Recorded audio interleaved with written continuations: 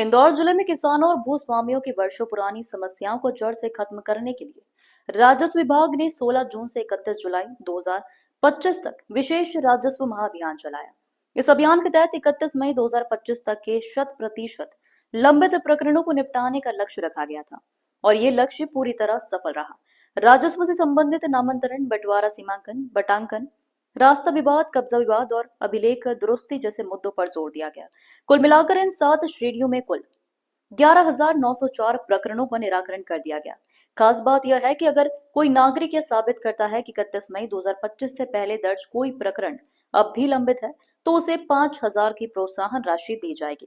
इस राशि की वसूली संबंधित राजस्व अधिकारी से की जाएगी, यानी जवाबदेही भी तय की गई है। बैठक में कलेक्टर आशीष सिंह ने कहा कि यह अभियान किसानों और भूस्वामियों को वास्तविक न्याय देने का माध्यम बना है। आने वाले समय में भी राजस्व विभाग इसी तत्परता के साथ काम करेगा। सभी अधिकारियों को निर्देश दिए गए हैं कि अमल भी तुरंत सुनिश्चित करें और अद्यतन अभिलेखों में इसे दर्ज किया जाए। हमने एक विशेष राजस्व अभियान पिछले महीने की 15 तारीख को शुरू किया था और जिसकी समय सीमा 15 जून से 31 जुलाई तक रखी गई थी।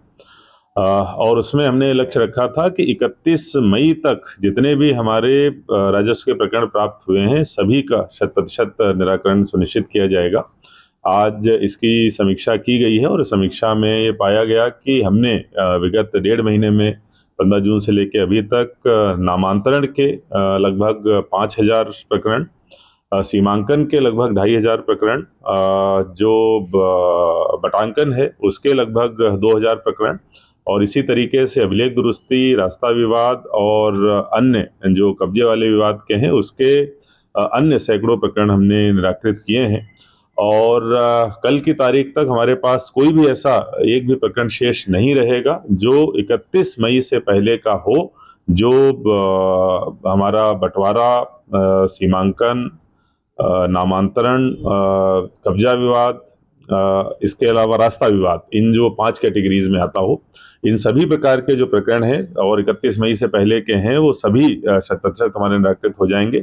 आज मेरे द्वारा एक आदेश भी निकाला गया है कि अगर 31 तारीख के बाद अर्थात कल के बाद कोई भी व्यक्ति हमको ये सूचना प्रदान करता है जिसमें कि आरसीएमएस का अगर वो प्रकरण क्रमांक देता है या फिर जो लोक सेवा केंद्र में जो प्रकरण जमा होता है उसकी अगर पावती दिखाता है, अगर वो पावती 31 मई से पहले की होती है और प्रकरण का निराकरण नहीं होता है तो उसको 5,000 रुपये भी दिए जाएंगे और संबंधित राजस्व अधिकारी से उसकी वसूली भी की जाएगी।